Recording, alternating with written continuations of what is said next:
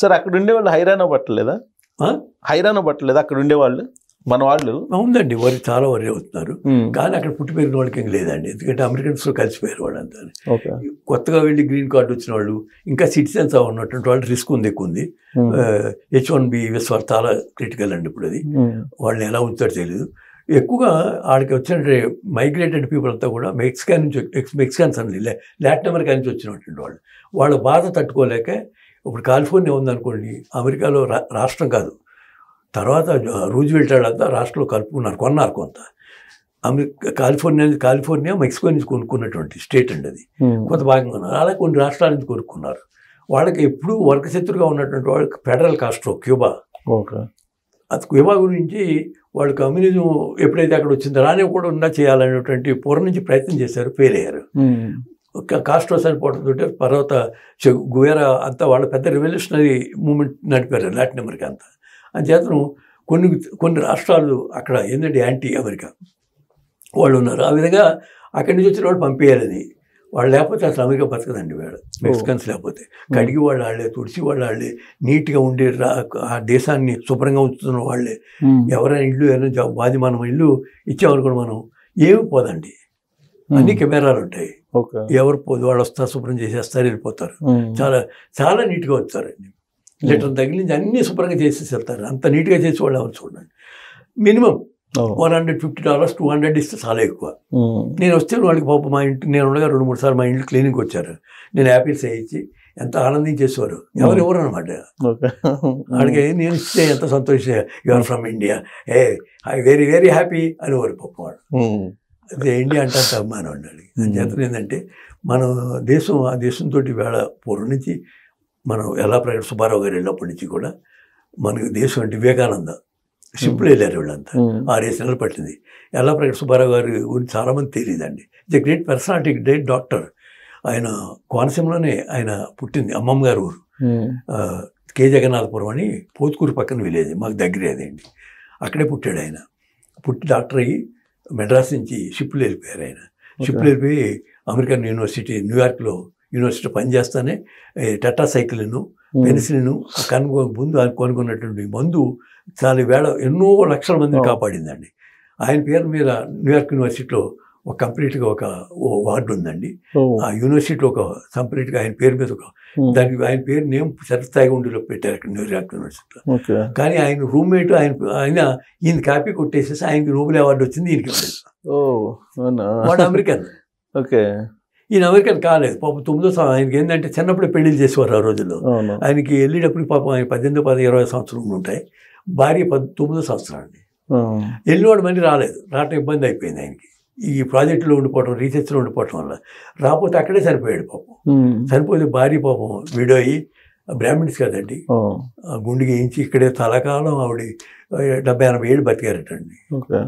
అంచేతన ఏంటంటే మనం లేకపోతే అమెరికాలో మన వాళ్ళు ఈవేళ మనం ఎంతోమంది ఆరోగ్యవంత ఖురాన్ కానీ వీళ్ళంతా కూడా అమెరికా డెవలప్ చేస్తున్నటువంటి వాళ్ళు. మనం ఇప్పుడు ఇంకోటి వివేకానంద వెళ్ళి ఆయన చికాగోలో ఆయన ఎన్నోసార్లు కోట్ చేశాడు కూడా, is inspiring personality to many. Obama a black, ఆయన మైగ్రేటెడ్, మిచెల్ ఒబామా చాలా గ్రేట్ ఉమెన్ అండి. ఆవిడ ఎంతో పొగుడుతారు. నేను కూడా మాట్లాడాను ఆవిడ గురించి, చాలామంది దగ్గర చెప్పాను. షీజ్ ఏ గ్రేట్ ఉమెన్ అండి. అలాగే అక్కడ వివేకానంద చికాగో ఆయన బేస్ ఒబామా గారిది. వివేకానంద అక్కడే అడ్రస్ చేశాడు. ఆ స్ట్రీట్కి వివేకానంద స్ట్రీట్ అని పేరు పెట్టారు. ఆయన అడ్రస్ చేసినటువంటి బిల్డింగ్ ఉన్నటువంటిది వివేకానంద. అంటే ఆ రోజుని ఆయనకి కనీసం ఎక్కడ పార్ట్లో పడుకుని ఉన్న మనిషిని తీసుకెళ్ళి ఆదరించి చేసినట్టు అమెరికన్ లేడీ ఆయన శిష్యురాలు అయిపోయింది. ఇవాళ నేను చాలా అక్కడ చూశానండి, చాలా చోట్ల. ఇవాళ ఇండియన్స్ అన్ని దేవాలయాలు లేని ఊరు లేదు సార్ అమెరికాలో.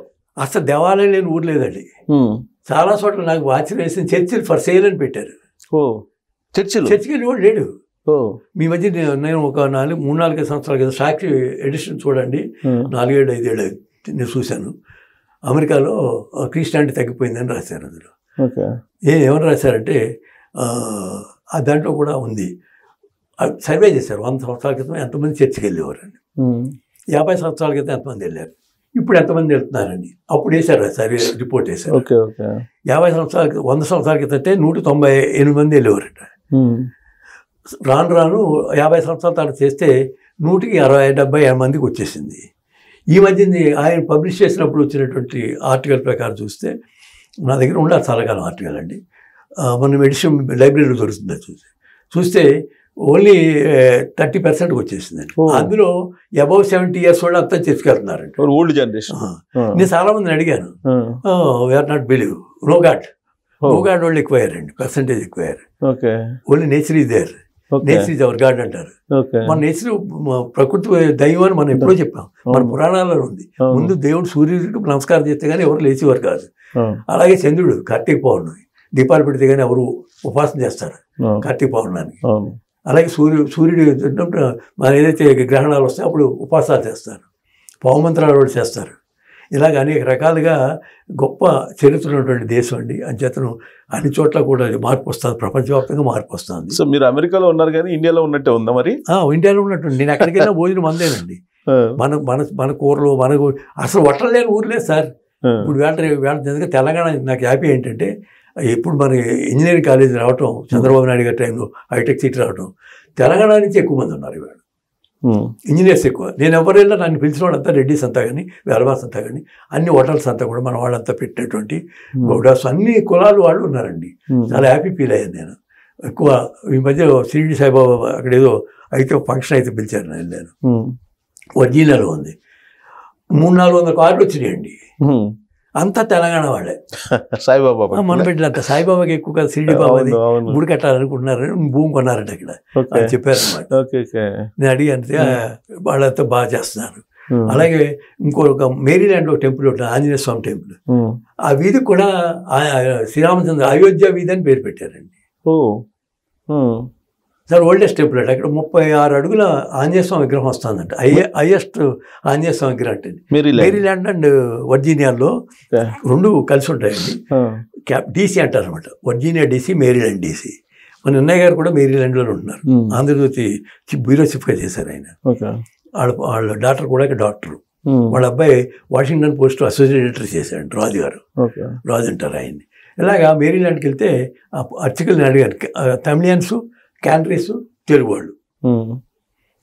టెంపుల్కి వెళ్తే శుభ్రంగా భోజనం చేసి వస్తామండి. అన్ని 10 రకాల ప్రసాదాలు, మేము 10 రకాల టిఫిన్లు అండి. అందరూ ఎవరొక రోజు పట్టుకొచ్చి పెడతారు. నేను ఒక రోజు భోజనం చేయలేదండి, మా అబ్బాయి గారు ఉన్నట్టు. మా అబ్బాయి రమేష్ అని ఉన్నాడు, వాళ్ళు గుడి కట్టించారు అక్కడ, సాయిబాబా గుడి. రోజు సాయంకాలం వాకింగ్ చేసి అక్కడ కూర్చుని వాడిని. 10 రకాల ప్రసాదాలు వచ్చాయి. మళ్ళీ 24 hours మా కోడలు పనిచేసేది, తనూజ అమ్మాయి పేరు. ఆవిడ ఇబ్బంది పెట్టండి కానీ నేను ప్రసాదం తినేసి వచ్చేసేవాడు. ఒక్కరోజు భోజనం చేయలేదు, ఫ్యాక్ట్. సో అమెరికాలో మన వాళ్ళని ఎవరు పంపించలేరు అసలు, అందరూ కూడా అదే క్షేత్రస్థాయి. ఇప్పుడు ఇడుపుల పై నుంచి వచ్చాడు నాకు అబ్బాయి, ఆ ఊళ్ళో వస్తూ ఉంటాడు, వాడు 2-3 కలిసి. వాడు కొత్తగా బాబు చదువుకుంటున్నారు వచ్చారు. అరే బాబు ఇక్కడికి వచ్చేయండి, ఇక్కడ భోజనం చేయండి మీరు అని చెప్పాను. వాడు ఎంత ఆనందించాడు, ఏదో పేరు చెప్పాడు. ఆ ఊళ్ళో ఉన్న వీడియోస్ ఉన్నాయండి.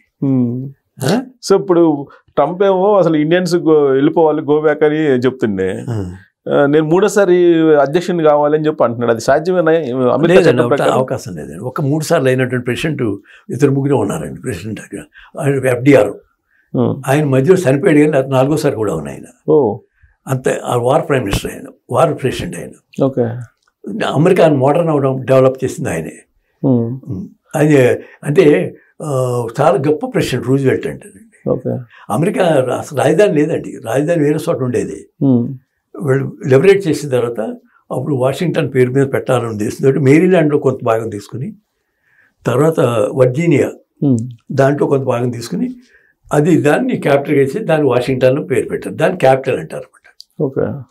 వర్జీనియా పేరు రాసామనుకోండి మనం DC అని రాయాలి. DC అంటే క్యాపిటల్, క్యాపిటల్ వర్జీనియా, ఇంకో వర్జీనియా ఉంది కాబట్టి అని చేస్తాను. అలాగా ఏర్పడిందండి. అంతే, ఏ ఇల్లు కూడా అన్ని వుడ్తో తయారు చేసిన ఇల్లేనండి ఎక్కడైనా సరే. ఒకే సైజులో ఉంటాయి, అంతా ఒకే సైజులో ఉంటుందండి. అంటుకుంటే అసలు కనపడరు, ఎవరు కనపడరు. ఉంటే లోపల ఉంటే అన్ని అలర్ట్ అయిపోతారు కాబట్టి వెంటనే ఫైర్ ఇంజిన్ వితిన్ మినిట్స్లో పోలీసు వచ్చేస్తారు, అంబులెన్స్ వచ్చేస్తారు, వితిన్ సెకండ్స్ అండి. కనెక్టెడ్, ఎవడో దొంగతనానికి వచ్చినా పోలీస్ స్టేషన్ కనెక్షన్ అయి ఉంటుంది ఇల్లండి, ఫైరింగ్ అయినా అయి ఉంటుంది వితిన్ సెకండ్స్ అండి. అంచేత దొంగతనం చేయడానికి కూడా ఇప్పుడు అంటే టెక్నాలజీ డెవలప్ అయింది కాబట్టి. నేను రామారావుతో వెళ్ళేప్పుడు చూస్తే ఆశ్చర్యపోయేవాడిని అనమాట. పెట్రోల్ బంక్లో ఏళ్ళ కొట్టేసుకునేవారు, ఏదో పెట్టేవారు వచ్చేసేది అనమాట. ఏంటి ఇలాగా మన ఇండియా ఎలా ఎప్పుడు డెవలప్ అవుతుంది అనుకునేవాడిని. నేను చెప్పి 25 years బ్యాక్ అండి. ఇప్పుడు మనకు కనిపించేది. ఫోను మా అల్లుడు మాట్లాడుతుంటే అప్పుడు వెళ్ళినప్పుడు ఎలా కలుస్తుంది ఇది, దీంట్లో మాట్లాడుతున్నారు ఏంటి. అప్పుడు మన సెల్ ఫోన్ రాలేదు మనకి, మన రీసెంట్గా కదా వచ్చినాయి. Within 15-20 years. నేను చెప్పేది 25-30 years బ్యాక్, 94. అంచేత ఏంటంటే అన్నీ మనకు వచ్చేసినాయి. మన గూగుల్, మీరు అడిగినట్టుగా గూగుల్ కూడా వచ్చేస్తుంది. ట్రంప్ లాంటి వాళ్ళు వస్తూ ఉంటారు, పోతూ ఉంటారండి. సార్ అక్కడ రాజ్యాంగం ఒప్పుకోదు థర్డ్ టైం కంటెస్ట్ చేయడానికి అని అంటారు. ఏ రాజ్యాంగం? ప్రెసిడెంట్ గా కంటెస్ట్ చేయడానికి థర్డ్ టైం అక్కడ ఉండేటువంటి కాన్స్టిట్యూషన్ ఒప్పుకోదు. ఆయన అంతే ఒప్పుకోదండి. ఇప్పటికే ఏం మాట్లాడుతున్నాడు తెలియదు కదా. రోజు మనకి ట్యాక్స్ పెంచేస్తాడు, తగ్గించేస్తాడు. నేను జీపింగ్ తోటి వెళ్ళినప్పుడు చైనీస్ ప్రెసిడెంట్తో మాట్లాడినప్పుడు అక్కడ తగ్గించాడు. తగ్గించేస్తాం, మనం అగ్రిమెంట్ అయిపోయిందని. మళ్ళీ అమెరికన్ ఇంకో మాట మాట్లాడేస్తాడు ఆయన, అన్నీ మార్చేస్తాడు. అబద్ధం ఆటలో ఫస్ట్ అండి. అంచేత ఇంత అబద్ధాలు ప్రెసిడెంట్ లేదని వాళ్ళే చెప్తారు. ఇది లయర్ ప్రెసిడెంట్ అంటారు అక్కడ, ఎక్కువ అబద్ధాలు ఆడే ప్రెసిడెంట్ అని. మనం మీరు యూఎస్ లో ఉండగానే నో కింగ్స్ అని చెప్పి ఒక ఉద్యమం చేశారు అమెరికా మొత్తం. దీన్ని వాళ్ళు ఎందుకు చేశారు సార్? అది రకరకాల ఉద్యమాలు జరుగుతుంటాయండి. నో కింగ్స్ అని ప్లే కార్డులు ప్లే చేశారు. అవునవునండి. అది అక్కడ లోకల్గా ఏది ప్రాబ్లమ్స్ వచ్చినాయి అనుకోండి, వాళ్ళు చాలా ఇప్పుడు ఏదైతే ఉన్నారు మెక్సికన్స్ పంపేయమంటున్నారు. పెద్ద ఉద్యమాలు జరుగుతున్నాయి ఇక్కడ కాలిఫోర్నియాలో. లాస్ ఏంజల్స్ ఉందనుకోండి, ఇండస్ట్రీలో మనకు హాలీవుడ్ ఇది, అక్కడి నుంచి వస్తాయి. అక్కడ అంతా మెక్సికన్సే. ఒక్కరోజు మెక్సికన్స్ కానీ స్ట్రైక్ చేస్తే ఏది రాదు.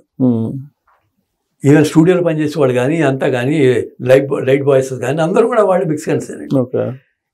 అంచేతను మీరు చెప్పింది కొన్ని చోట్ల జరిగిన ఉద్యమం, పెద్ద ఉద్యమాలు జరిగింది. అంటే ఈయన 3వ అధ్యక్షుడు కావాలని చెప్పేసి ఈయన ఏదో రాజ్యాంగాన్ని మార్చబోతున్నాడు, అందుకని చెప్పేసి ఆ ఉద్యమం వచ్చిందని అంటారు. అందుకే నిజం వచ్చింది అదండి. అంచేత రాజ్యాంగాన్ని మార్చిన వాకింగ్ గార్డ్ అంత ఎర్త్ అని దాంట్లో రాసుకున్నారు. అమెరికన్ రాజ్యాంగంలో కూడా ఉందండి. భూమి మీద నడుస్తున్నటువంటి దేవుడని అమెరికా ప్రెసిడెంట్కి. అమెరికా ప్రెసిడెంట్ ఏది శాసిస్తే ప్రపంచం అది ఆచరించాలని. అమెరికా ప్రెసిడెంట్ ఏ దేశాన్ని బాగు చేయాలంటే అది బాగుండాలని. అమెరికాని ఎవరైనా వ్యతిరేకిస్తే దాన్ని నాశనం చేయాలని. Walking guard on the earth. అంచేత ఏంటంటే అది మ్యాగ్నా కార్టా లాంటిది అనమాట. అది వాడికి బైబిల్ లాంటిది అనమాట. అంచేత బైబిల్ చదవటం అనేసారు, ఆ రాజ్యాంగం చదువుకుంటున్నారు. చదివి ఉంటే ఇంత విధ్వంసం ఉండేది కాదండి. అంచేత ఏంటంటే మన దీపావళి బాగా చేశాడు. నేను ఉండగానే జరిగిందండి అక్కడ. దీపావళి అంటే ప్రెసిడెంట్ ఒబామా వచ్చినప్పటి నుంచే దీపావళి వాళ్ళు కూడా చేస్తున్నారు. వైస్ ప్రెసిడెంట్ మన చిలుకూరు అమ్మాయి బ్రాహ్మిన్స్ ఏమండి, ఆ వైస్ ప్రెసిడెంట్ ఆవిడ లవ్ మ్యారేజ్ ఆడది, వ్యాన్స్ వైఫ్. అంచేతను తులసి గబార్డ్ ఉంది, ఎంపీ ఉంది, ఆవిడ ఇండు, అంతా చాలామంది ఎలక్ట్ అయ్యారు. ఇప్పుడు మా అబ్బాయి ఉన్న చోట పాకిస్తానీ వాళ్ళు చాలామంది చోట ఎలక్ట్ అయ్యారండి. మేయర్స్ కానీ లోకల్ సెనేటర్స్, లోకల్గా ఉండేటువంటి సెనేటర్స్, కాంగ్రెస్ మెంబర్స్ ఉంటారు, వాటికి పోటీ చేస్తున్నారు. వాళ్ళు మనలో కలిసిపోయారు, అక్కడ పుట్టి పెరిగిన వాడు వాళ్ళంతా. They are against Pakistan. India మీద అటాక్ చేయడం తప్పు అంటున్నారు. నాతో పాకిస్తాన్ ఒక ఆయన చాలా క్లోజ్గా ఉండేవాడు. నేను అడిగాను ఆయన ఏంటంటే బ్లడీ పాకిస్తాన్ అంటాడు, విడిపోవడం తప్పు అంటాడు ఆవిడ. అమెరికాలో ఉండే పాకిస్తాన్. అవును, మొన్న ఆఫ్ఘనిస్తాన్ ఫారెన్ మినిస్టర్ ఇండియా వచ్చాడండి ఆఫ్టర్ లాంగ్ టైం. అవును, తాలిబాన్ ఆక్రమించుకున్న తర్వాత వచ్చి పాకిస్తాన్ నాశనం చేస్తే మీతో ఒప్పందం పెట్టుకుంటాను అంటున్నాడు. పాకిస్తాన్ మనం నాశనం చేయాలి, మీతో కలుస్తాను, మాకు హెల్ప్ చేయండి అని. It's a different people and different minds. అంచేత కంప్లీట్గా యూనివర్స్ మీద ఏంటంటే ఒక ఎఫెక్ట్, కంప్లీట్ పొల్యూషన్ అయిపోయింది కాబట్టి అండి. ట్రంప్ లాంటి వాళ్ళు పొల్యూషన్ చాలామంది వస్తారండి, మనం చాలామంది చూడాల్సి ఉంటుంది. అంచేతను మన ఆంధ్రప్రదేశ్లో చూసాం కదా, ఇతర రాష్ట్రాలు చూసాం కదా, అన్ని రాష్ట్రాలు చూస్తున్నాం కదండి ఎలాగైపోయిందో. మన మమతా బెనర్జీ ఎలా ఉండేది, ఎలా అది కాంగ్రెస్ నుంచి వచ్చింది, అలా వచ్చింది. మేనల్లుడికి అధికారం కట్టుకున్న వారసుడి అని చెప్పింది, పెంచుకుంది, మళ్ళీ ఇంటి నుంచి కట్టేసింది. రకరకాల వ్యక్తులు. సో ఈసారి అమెరికా ట్రిప్లో మీకు హ్యాపీయెస్ట్ వెకేషన్ ఏంటి? హ్యాపీయెస్ట్ వెకేషన్ ఏంటంటే మన ఇండియన్స్ ఆర్ వెరీ హ్యాపీ అండి. ఇది అక్కడ సెటిల్ అయి పుట్టిన వాళ్ళంతా హ్యాపీగానే ఉన్నారు. అంటే ఇప్పుడు వచ్చినట్టు క్రైసిస్ వాళ్ళు చాలామంది ఇబ్బంది పడుతున్నారు, చాలా అన్హ్యాపీగా ఉన్నారు. బట్ వాళ్ళ పర్సంటేజ్ తక్కువ అండి. ఇప్పుడు ఎవరు ట్రంప్ని ఎవరు కూడా సపోర్ట్ చేసి అంత వాడు మా అభిమానం అనుకున్నటువంటి వాళ్ళు ఇదివరకు నేను అయినప్పటికీ ఇప్పుడు చాలా తేడా ఉందండి. అప్పుడు చాలా ప్రెసిడెంట్ని అభిమానించేవారు, అంతే డెమోక్రటిక్ పార్టీ సపోర్ట్ చేసేవారు. ఇప్పుడు కూడా డెమోక్రట్స్ ఎక్కువగా ఇండియన్స్ ఎక్కువ సపోర్ట్ చేస్తారు. అంచేత డెమోక్రటిక్ పార్టీ మనకి బలమైనటువంటి. నేను లైబ్రరీకి వెళ్తూ ఉండేవాడిని అండి. లైబ్రరీలో నాకు ఫ్రెండ్స్ ఉన్నారు. ఇదివరకు వెళ్ళినప్పుడు అయితే ఫ్రెండ్స్ కూడా నా దాంట్లో సెల్ల కూడా ఉంది ఆపరేటెడ్ బ్లాక్స్. అదేలాగే నేను ఎక్కడికి వెళ్ళినా అన్ని దేవాలయాలు అంటే అన్ని చర్చి చూసి వస్తూ ఉంటాను. అన్ని అందరూ జొరాస్ట్రియన్స్ ఉన్నారు అక్కడ. అలాగే తర్వాత అన్ని సంబంధించిన వర్గాలు, ఏ మతం లేనటువంటి వాళ్ళు, రాడికల్స్ ఉన్నారు, మతం లేనటువంటి నాస్తికులు ఉన్నారు, చార్వాకులు ఉన్నారు. అన్ని దేశాల నిలయం America. Okay. So final nothing but Paradise, but Paradise in హెల్ అండి. ఒకప్పుడు ప్యారడైజ్ కూడా, స్వర్గం కూడా నరకం కనపడుతుంది, స్వర్గంలో కూడా నరకం ఉంటుంది. అంత స్వర్గం నరకం కలిసి ఉన్న దేశం అమెరికా. ఓకే.